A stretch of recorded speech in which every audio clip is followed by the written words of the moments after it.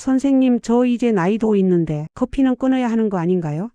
주변에서 다들 커피 마시면 혈관 나빠지고 노화 빨라진다고 하던데요. 40년 넘게 진료실에서 이런 말씀들을 정말 많이 들었습니다. 절대로 아무도 말하지 않았던 진실, 커피 한 잔이 당신의 수명을 5년 늘릴 수 있습니다. 이걸 모르면 당신 몸이 스스로 지킬 수 있는 건강한 5년을 그냥 잃게 됩니다. 40년 넘게 진료실에서 어르신들을 만나며 저는 정말 안타까운 장면을 수없이 목격했어요. 어느 날 갑자기 커피를 완전히 끊으신 분들이 계십니다. 그런데 이상하게도 커피를 끊고 나서 오히려 더 피곤해지고 기운이 떨어졌다며 제게 찾아오시는 분들이 많았습니다. 아침에 일어나도 개운하지 않고 오후만 되면 몸이 축 늘어지고 뭘 해도 의욕이 없어진다고 하세요. 혹시 여러분도 이런 경험 없으셨나요? 건강을 위해서 커피를 끊었는데 오히려 몸 상태가 더 안 좋아진 것 같은 느낌. 또는 주변에서 나이 들면 커피 끊어야 한다는 말을 듣고 불안해하신 적 있으셨나요? 저는 이런 분들을 볼 때마다 늘 궁금했습니다. 정말 커피가 노화를 부르는 걸까? 아니면 우리가 뭔가 잘못 알고 있는 걸까? 반대로 아침마다 가볍게 커피 한두 잔을 즐기시던 분들은 어땠을까요? 이분들은 오히려 활력이 잘 유지되고 컨디션도 좋다고 말씀하시는 경우가 훨씬 많았어요. 똑같이 70대인데 어떤 분은 커피 끊고 기력이 떨어지고 어떤 분은 커피 마시며 건강하게 지내시고 이 차이가 대체 어디서 오는 건지 저는 의사로서 정말 궁금했습니다. 그런데 최근 영국의 한 의학 연구팀이 이 오랜 의문을 완전히 풀어주는 연구 결과를 발표했습니다.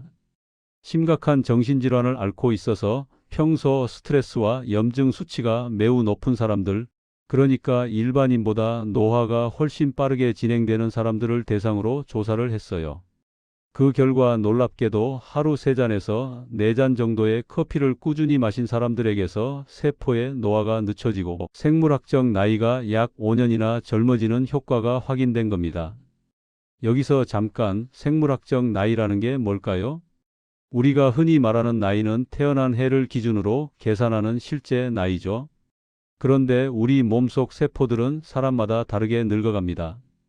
똑같이 70살이어도 어떤 사람의 세포는 60대처럼 젊고 어떤 사람의 세포는 80대처럼 늙어 있을 수 있어요. 이게 바로 생물학적 나이입니다. 그리고 이 생물학적 나이를 결정하는 핵심 지표 중 하나가 바로 텔로미어예요. 텔로미어는 우리 염색체 끝에 붙어 있는 아주 작은 보호 구조물입니다. 쉽게 비유하자면 신발끈 끝에 달린 플라스틱 캡 같은 거예요. 그 작은 캡이 없으면 신발끈이 금방 풀어지고 헤어지잖아요. 마찬가지로 텔로미어가 짧아지면 우리 세포도 손상되고 노화가 빨라집니다. 그런데 나이가 들수록 스트레스를 많이 받을수록 염증이 쌓일수록 이 텔로미어가 점점 짧아져요. 그리고 텔로미어가 일정 길이 이하로 짧아지면 세포가 제대로 분열하지 못하고 죽거나 기능을 잃어버립니다. 결국 심장병, 암, 치매 같은 노인성 질환의 위험이 급격히 올라가는 거죠. 그런데 커피를 적정량 마신 사람들에게서 이 텔로미어가 더 길게 유지되고 있다는 사실이 밝혀진 겁니다. 특히 우리 같은 시니어 세대에게는 이게 정말 큰 의미를 가져요. 왜냐하면 나이가 들수록 텔로미어는 자연스럽게 짧아지기 때문에 이걸 어떻게 관리하느냐가 건강한 노후를 결정하거든요. 지금 커피를 건강하게 마시는 법을 제대로 아는 것, 이게 정말 중요합니다. 안녕하세요. 저는 68세 내과 전문의 윤재문입니다.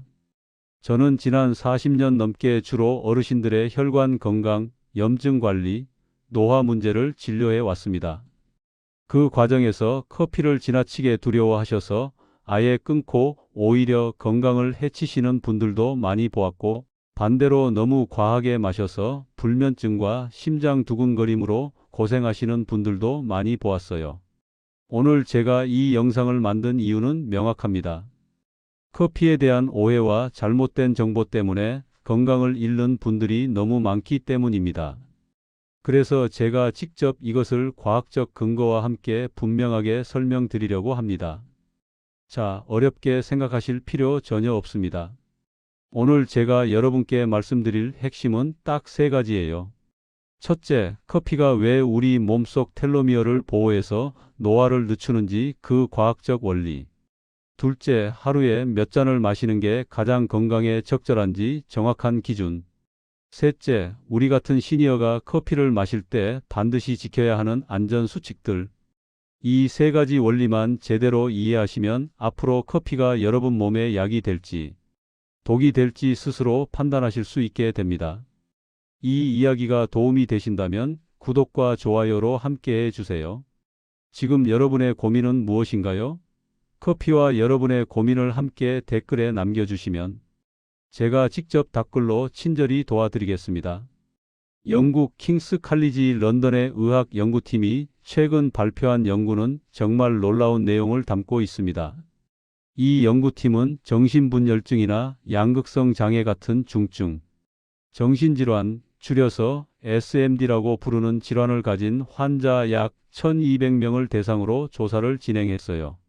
왜 하필 이런 환자들을 조사했을까요? 이유가 있습니다. 이분들은 일반인에 비해 스트레스 호르몬 수치가 매우 높고 몸속 염증 수치도 훨씬 높아요. 그래서 노화가 굉장히 빠르게 진행됩니다. 실제로 이런 질환을 가진 분들의 평균 수명은 일반인보다 무려 15년이나 짧다고 알려져 있어요. 연구진은 이 환자들의 커피 섭취량과 텔로미어 길이를 비교 분석했습니다. 그 결과는 정말 명확했어요. 하루 3잔에서 4잔 정도의 커피를 마신 사람들의 텔로미어가 훨씬 더 길게 유지되고 있었던 겁니다. 그리고 이 텔로미어 길이의 차이는 단순한 숫자가 아니에요. 생물학적 나이로 환산하면 약 5년의 차이로 이어집니다. 쉽게 말해서 실제 나이는 똑같이 70살인데 커피를 적절히 마신 사람의 세포는 65살처럼 젊게 유지되고 있다는 뜻이에요. 그렇다면 커피가 어떻게 이런 놀라운 영향을 줄 수 있는 걸까요? 비밀은 바로 커피 속에 들어있는 항산화 성분들에 있습니다. 커피에는 우리가 생각하는 것보다 훨씬 더 다양하고 강력한 항산화 물질들이 들어 있어요.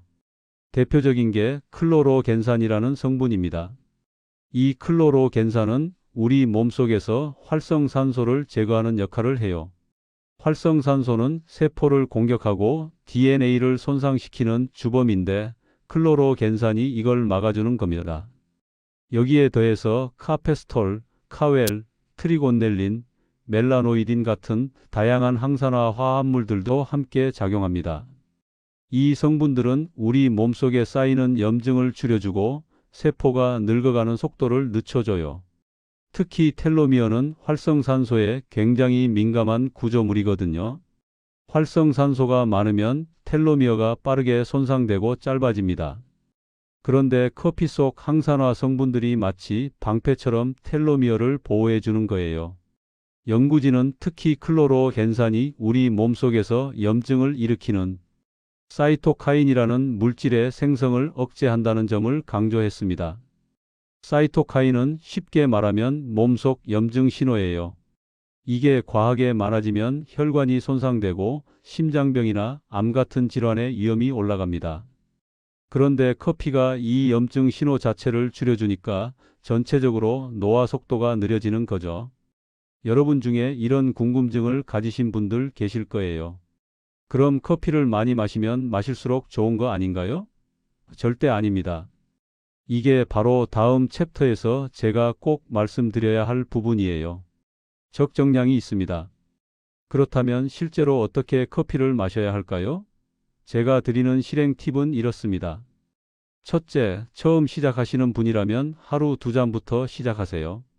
그리고 몸의 반응을 살피면서 3잔 정도까지 늘려보는 겁니다. 둘째, 커피를 마시는 시간도 중요해요. 새벽이나 저녁보다는 식사 후 1시간 정도 지나서 마시는 게 속에 부담이 적습니다. 공복에 커피를 마시면 위산이 과하게 분비되면서 속이 쓰릴 수 있거든요. 셋째, 가능하면 블랙커피나 연한 아메리카노로 드세요.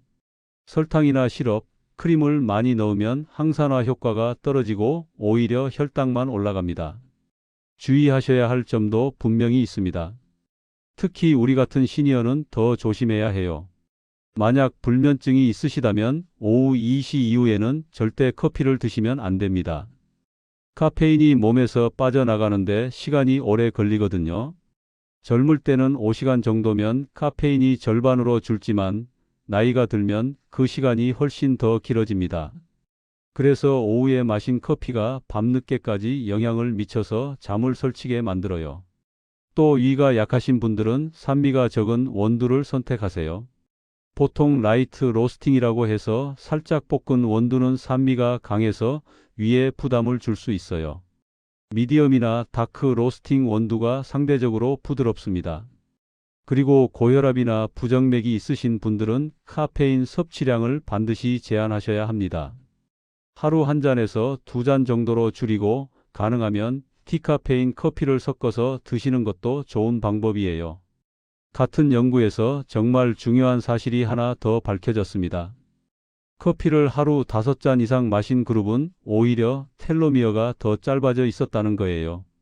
이게 무슨 의미일까요? 커피가 적당히 마시면 약이 되지만 과하게 마시면 독이 된다는 명확한 증거입니다. 왜 이런 일이 벌어질까요? 이유는 생각보다 단순합니다.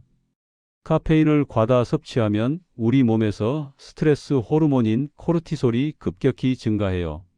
코르티솔은 단기적으로는 각성 효과를 주지만 장기적으로 높은 상태가 지속되면 세포 노화를 가속화시킵니다. 특히 텔로미어는 이런 스트레스 호르몬에 매우 민감하게 반응하거든요.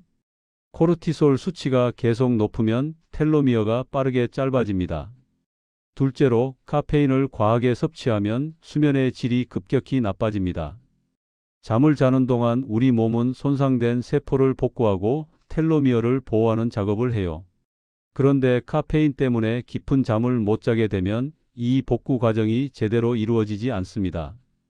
결국 텔로미어가 급속도로 단축되는 거죠. 실제로 수면 부족과 텔로미어 단축 사이에는 명확한 상관관계가 있다는 연구 결과가 여러 차례 발표된 바 있습니다. 셋째, 카페인의 이뇨작용도 문제가 됩니다. 커피를 많이 마시면 화장실을 자주 가게 되잖아요. 이게 반복되면 몸속 수분이 부족해지는 탈수 상태가 올 수 있어요. 탈수는 혈액순환을 방해하고 세포에 영양과 산소 공급이 제대로 안 되게 만듭니다. 이것도 결국 DNA 손상으로 이어지고 텔로미어를 짧게 만드는 요인이 돼요. 특히 우리 같은 시니어는 더욱 주의해야 합니다. 나이가 들면 간에서 카페인을 분해하는 속도가 절반 이하로 떨어져요. 젊을 때는 같은 양의 카페인이 5시간 정도면 몸 밖으로 빠져나갔다면 나이가 들면 8시간에서 10시간까지도 몸속에 남아있을 수 있습니다. 그래서 젊은 사람과 똑같은 양을 마셔도 우리 몸에는 훨씬 더 오래, 더 강하게 영향을 미치는 거예요. 실행 팁을 드리겠습니다. 시니어의 권장 커피 섭취량은 하루 2잔에서 3잔입니다. 일반 커피 한 잔에는 대략 100mg에서 120mg의 카페인이 들어 있어요. 그러니까 하루 300mg 정도가 적당합니다. 만약 평소 불안감이 있거나 심장이 자주 두근거리시는 분이라면 디카페인 커피 한 잔과 일반 커피 한 잔을 섞어서 드시는 것도 좋은 방법입니다. 이렇게 하면 커피의 항산화 효과는 유지하면서도 카페인 부담은 줄일 수 있거든요. 주의사항도 명확히 말씀드립니다. 부정맥이나 심방세동 같은 심장 질환이 있으신 분들은 카페인 양을 반드시 줄여야 해요. 카페인은 심장 박동을 빠르게 만들고 불규칙하게 만들 수 있습니다. 의사와 상담해서 본인에게 맞는 적정량을 정하세요. 그리고 탈수를 막기 위해서 커피 한 잔을 드실 때마다 물 한 잔을 함께 마시는 습관을 들이세요. 이게 정말 중요합니다. 마지막으로 다시 한번 강조하지만 오후 커피는 수면의 질을 크게 떨어뜨립니다. 가능하면 점심 식사 이후에는 커피를 드시지 마세요. 그렇다면 실제로 커피를 잘못 마셔서 문제가 생긴 분은 없을까요? 다음 챕터에서 제가 직접 진료했던 환자분의 사례를 말씀드리겠습니다. 몇 년 전 제게 이도연님이라는 73세 여성 환자분이 찾아오셨어요. 도연님은 평소 아침마다 드립커피 2잔을 즐겨 드시는 분이셨습니다. 그런데 어느 날 지인으로부터 나이 들면 커피는 혈관에 안 좋고 노화를 부른다는 말을 듣고는 갑자기 커피를 완전히 끊으셨대요. 건강을 위해서 좋은 선택을 했다고 생각하셨던 거죠. 그런데 커피를 끊고 난 뒤부터 이상한 증상들이 나타나기 시작했습니다. 아침에 일어나도 전혀 개운하지 않고 하루 종일 피로감이 가시지 않았어요. 무엇보다 의욕이 없어졌대요. 그동안 즐겁게 하던 산책도 귀찮아지고 친구들과의 모임도 나가기 싫어졌습니다. 오후가 되면 몸이 축 늘어지면서 소파에 누워있는 시간이 늘어났고요. 처음에는 단순히 나이 탓이려니 했는데 점점 더 심해지니까 걱정이 되셔서 저를 찾아오셨어요. 제가 도연님의 혈액 검사를 해보니 이전에 비해 염증 수치가 상당히 높아져 있었습니다. CRP라고 하는 염증 지표가 정상 범위를 벗어나 있었어요. 수면 패턴도 문제가 있었습니다. 잠은 자는데 깊이 자지 못하고 자주 깨신다고 하셨거든요. 검사 결과를 보면서 저는 한 가지 가능성을 떠올렸습니다. 커피를 갑자기 끊으면서 생긴 변화가 아닐까 하는 생각이었어요. 도연님께 자세히 여쭤보니 커피를 마시던 시절에는 아침 루틴이 아주 잘 잡혀 있으셨대요. 일어나서 드립 커피를 내리고 그 향을 맡으면서 하루를 시작하는 게 큰 즐거움이었다고 하세요. 그런데 커피를 끊으면서 이 루틴이 완전히 무너졌고 아침에 일어날 이유 자체가 사라진 느낌이었다는 거예요. 게다가 커피가 주던 항산화 효과도 사라지면서 몸속 염증이 증가한 게 아닌가 싶었습니다. 저는 도연님께 다시 커피를 시작해 보시라고 권했습니다. 다만 몇 가지 원칙을 지키면서요. 첫째, 갑자기 하루 두 잔을 마시지 말고 일단 하루 한 잔부터 시작해서 몸이 적응하면 천천히 두 잔으로 늘리세요. 둘째, 산미가 적은 원두를 선택하세요. 위에 부담을 덜 주기 위해서예요. 셋째, 절대 오후에는 마시지 마세요. 수면에 영향을 줄 수 있으니까요. 넷째, 커피 한 잔 마실 때마다 물 한 잔을 꼭 함께 드세요. 탈수를 막기 위해서입니다. 도연님은 이 네 가지 원칙을 아주 성실하게 지키셨어요. 그리고 약 두 달 후 다시 오셨을 때 저는 정말 놀랐습니다. 도연님의 표정이 완전히 달라져 있었거든요. 밝아지셨어요. 피로감이 많이 줄었고 다시 산책 루틴을 회복하셨대요. 친구들과의 모임도 즐겁게 나가시고 무엇보다 아침에 일어나는 게 다시 즐거워졌다고 하셨습니다. 혈액 검사 결과도 좋아졌어요. 염증 수치가 정상 범위로 돌아왔고 수면의 질도 개선됐습니다. 도연님은 제게 이렇게 말씀하셨어요. 선생님, 저는 커피가 아니라 제 하루의 균형을 되찾은 것 같아요. 커피 한 잔이 단순히 음료가 아니라 제 삶의 리듬이었다는 걸 이제야 알았습니다. 이 말이 저한테는 정말 오래 남았어요. 우리는 흔히 건강을 위해서 뭔가를 끊어야 한다고 생각하잖아요. 그런데 때로는 적절하게 유지하는 게 오히려 더 건강한 선택일 수 있습니다. 도연님의 사례가 바로 그걸 보여주는 거예요. 물론 모든 사람에게 커피가 맞는 건 아니에요. 하지만 본인 몸에 맞게 적절히 마신다면 커피는 노화를 늦추고 삶의 질을 높이는 훌륭한 도구가 될 수 있습니다. 사실 저도 도연님과 비슷한 경험을 했습니다. 60대에 접어들면서 저는 제 몸에서 분명한 변화를 느꼈어요. 40년 가까이 의사로 일하면서 늘 환자들의 노화를 지켜봤지만 정작 제 자신이 늙어간다는 걸 실감하기는 쉽지 않았거든요. 그런데 60대가 되니까 달랐습니다. 가장 먼저 느낀 건 피로였어요. 이전에는 하루 종일 진료를 보고도 저녁에 책을 읽거나 논문을 볼 수 있었는데 점점 그게 힘들어지더라고요. 오후만 되면 머리가 멍해지고 집중력이 확 떨어졌습니다. 진료 중에도 환자분 말씀을 듣다가 순간 생각이 멈추는 듯한 느낌을 받을 때가 있었어요. 그때 저는 처음으로 나도 나이가 드는구나라는 사실을 뼈저리게 실감했습니다. 그리고 체력도 눈에 띄게 떨어졌어요. 계단을 오를 때 숨이 차고 주말에 가벼운 등산을 가도 예전만큼 회복이 안 됐습니다. 무엇보다 무기력함이 가장 힘들었어요. 아침에 일어나도 개운하지 않고 뭘 해도 의욕이 안 생기는 그런 느낌. 환자들한테는 늘 건강관리를 강조하면서 정작 저 자신은 방치하고 있었던 거죠. 그때 저는 제 건강을 다시 점검하기 시작했습니다. 혈액 검사를 해보니 염증 수치가 이전보다 높아져 있었고 항산화 능력이 떨어져 있었어요. 운동과 수면을 기본으로 관리하되 식습관도 다시 점검했습니다. 그중에서 제가 특히 집중한 게 바로 항산화 관리였어요.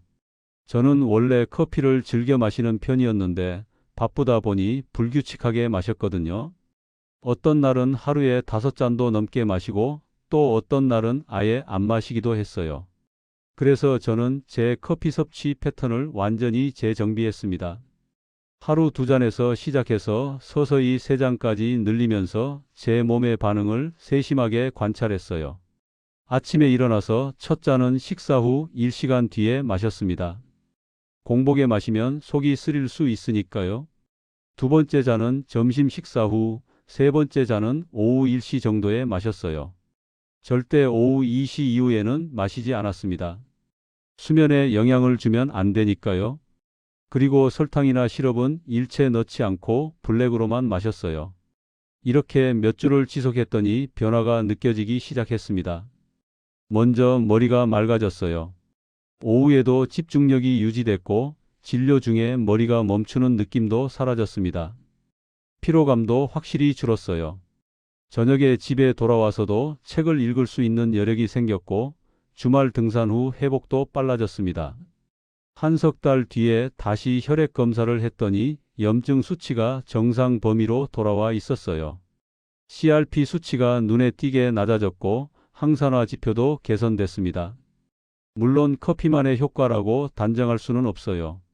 운동과 수면, 식습관 전체를 관리했으니까요.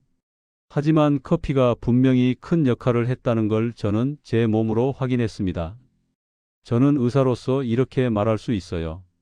커피는 만병통치약이 아닙니다. 하지만 적정량을 지키고 올바른 방법으로 마신다면 노화 속도를 늦추고 삶의 질을 높이는 데 분명히 긍정적인 영향을 줄 수 있습니다. 저는 제 경험을 통해 그걸 확신하게 됐어요. 그래서 오늘 이 영상을 만들어서 여러분께도 이 사실을 꼭 전하고 싶었습니다. 자, 지금까지 커피가 왜 노화를 늦추는지, 얼마나 마셔야 하는지, 실제 사례는 어떤지 말씀드렸습니다. 이제 마지막으로 여러분이 실생활에서 바로 적용할 수 있는 구체적인 방법들을 정리해서 알려드리겠습니다. 첫 번째, 커피의 종류를 현명하게 선택하세요. 모든 커피가 똑같은 항산화 효과를 주는 건 아니에요. 드립커피나 아메리카노가 가장 좋습니다. 에스프레소도 괜찮아요. 반면에 설탕이 많이 들어간 믹스커피나 시럽이 가득한 프라푸치노 같은 건 피하세요. 설탕은 항산화 효과를 떨어뜨리고 혈당만 급격히 올립니다. 크림도 마찬가지예요. 지방 함량이 높아서 오히려 염증을 유발할 수 있어요. 두 번째, 원두 선택도 중요합니다. 위가 약하신 분들은 산미가 적은 원두를 고르세요. 일반적으로 다크 로스팅 원두가 산미가 적고 부드러워요. 반대로 라이트 로스팅은 산미가 강해서 위에 부담을 줄 수다. 그리고 가능하면 신선한 원두를 선택하세요. 오래된 원두는 항산화 성분이 많이 파괴돼 있을 수 있거든요. 세 번째, 커피 마시는 시간을 철저히 지키세요. 아침 공복에 마시지 마세요. 식사 후 최소 30분에서 1시간 정도 지난 뒤에 마시는 게 좋습니다. 그리고 절대적으로 오후 2시 이후에는 마시지 마세요. 특히 불면증이 있거나 수면의 질이 안 좋으신 분들은 더욱 엄격하게 지켜야 해요. 네 번째, 물을 충분히 마시세요. 커피는 이뇨작용이 있어서 수분을 빼앗아 갑니다. 그래서 커피 한 잔 마실 때마다 물 한 잔을 함께 드세요. 이게 정말 중요합니다. 탈수는 혈액순환을 방해하고 세포 노화를 가속화시키거든요. 다섯 번째, 본인 몸의 반응을 주의 깊게 관찰하세요. 커피를 마신 후에 심장이 두근거리거나 손이 떨리거나 불안감이 생기면 즉시 양을 줄이세요. 이건 카페인 과다 섭취의 신호예요. 반대로 커피를 마셔도 전혀 각성 효과가 없다면 그건 카페인 내성이 생긴 거일 수 있어요. 이럴 땐 잠시 커피를 끊고 몸을 리셋하는 게 좋습니다. 6번째, 약을 복용 중이라면 의사와 꼭 상담하세요. 특히 혈압약, 심장약, 골다공증 약을 드시는 분들은 커피가 약의 흡수를 방해할 수 있어요. 약과 커피를 드시는 시간을 최소 2시간 이상 띄우시거나 아예 의사와 상의해서 조절하세요. 7번째, 디카페인 커피도 활용하세요. 카페인에 민감하시거나 오후에 커피가 마시고 싶은데 잠이 걱정되시는 분들은 디카페인을 선택하세요. 디카페인 커피도 항산화 성분은 그대로 들어있어요. 카페인만 제거된 거라서 텔로미어 보호 효과는 여전히 기대할 수 있습니다. 마지막으로 커피는 보조 수단일 뿐이라는 걸 잊지 마세요. 커피만 마신다고 건강해지는 건 아니에요. 규칙적인 운동, 충분한 수면, 균형 잡힌 식사가 기본입니다.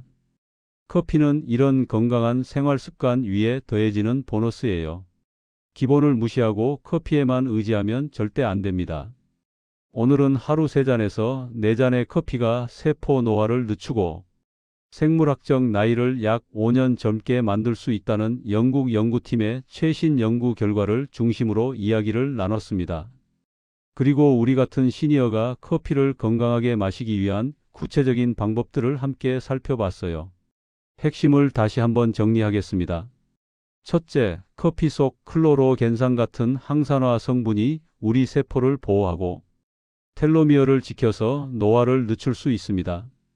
둘째, 하루 3잔에서 4잔은 도움이 되지만 5잔 이상은 오히려 해롭다는 사실. 셋째, 우리 같은 시니어는 하루 2잔에서 3잔이 적당하고 오후에는 절대 마시면 안 된다는 것. 넷째, 가능한 블랙커피나 연한 아메리카노로 마시되 설탕과 시럽, 크림은 피해야 한다는 점. 다섯째, 커피 한 잔 마실 때마다 물 한 잔을 함께 마셔서 탈수를 막아야 한다는 것. 저는 40년 넘게 진료하면서 수많은 어르신들을 만났습니다. 그분들 중에는 커피를 지나치게 두려워해서 건강한 습관까지 잃어버리신 분들이 계셨고, 반대로 커피를 과하게 마셔서 불면증과 심장 문제로 고생하신 분들도 계셨어요. 제가 오늘 이 영상을 만든 이유는 바로 그분들 때문입니다. 커피는 잘 마시면 약이 되고 잘못 마시면 독이 됩니다. 이건 제가 의사로서 또 직접 경험한 사람으로서 자신 있게 말씀드릴 수 있어요. 중요한 건 적정량을 지키고 본인 몸의 반응을 살피며 올바른 방법으로 마시는 겁니다. 그렇게만 하신다면 커피는 여러분의 노후 건강을 지키는 훌륭한 동반자가 될 수 있습니다. 여러분, 건강은 거창한 데서 오는 게 아니에요. 작은 습관의 변화에서 옵니다. 오늘 제가 말씀드린 것 중에서 딱 한 가지만 실천해 보세요. 커피를 오후 2시 이후에는 마시지 않는 것. 커피 마실 때마다 물 한 잔 함께 마시는 것. 설탕 대신 블랙으로 마시는 것. 이 중에 한 가지만이라도 내일부터 바꿔보세요. 그 작은 변화가 쌓이면 몇 달 후 여러분은 분명히 다른 사람이 돼 있을 겁니다. 더 맑은 정신, 덜 피곤한 몸, 더 깊은 잠, 더 안정된 기분. 이 모든 게 작은 습관에서 시작됩니다. 제 환자였던 도연님이 그랬어요. 선생님, 저는 커피가 아니라 제 하루의 균형을 되찾았어요. 여러분도 그 균형을 찾으실 수 있습니다. 커피라는 작은 도구를 통해서 여러분의 노후 건강이라는 큰 그림을 완성하실 수 있어요. 저는 68세입니다. 앞으로 몇 년을 더 건강하게 살 수 있을지 모르겠지만 지금 제가 할 수 있는 일은 제 경험과 지식을 여러분과 나누는 겁니다. 오늘 이 영상이 여러분의 삶의 작은 변화라도 만들어낸다면 그게 제게는 가장 큰 보람입니다. 내일 저녁부터 작은 습관 하나만 바꿔보세요. 그 변화가 여러분의 노후 건강을 완전히 달라지게 할 수 있습니다. 건강하세요. 그리고 오늘 하루도 행복하세요. 감사합니다.